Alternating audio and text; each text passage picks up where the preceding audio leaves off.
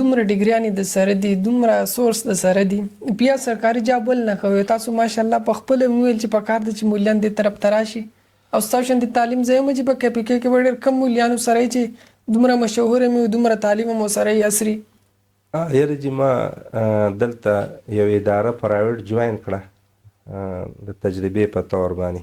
جی جی او سوچ مې دا چې زمونږ د غټو غټو جامعاتو علماء کرام دي او ډېر تکړه دي. صحیح.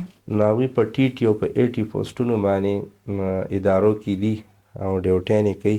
جی جی نو هغوی د زما د مشاهدې مطابق د منظر عام نه غایب شو. صحیح. مطلب کم تحریکي ژوند یا سوشل ژوند هغوی صرف سکول ته خپل کور ته محدود شو. ښه جي.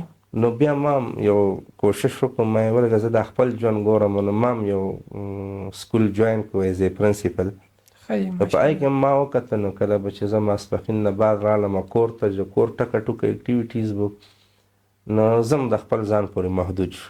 ښه جي. تجرباتي طور.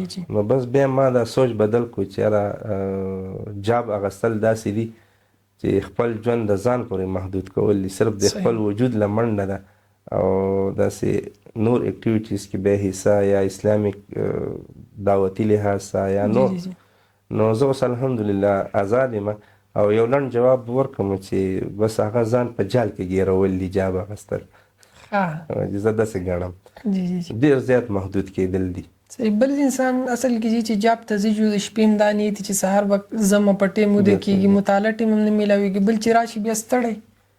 بس زه به تاسو ته لنډ جواب بل دا درکړم چې انسان یو تحریکي ژوند نشي تېرولی. صحیح صحیح.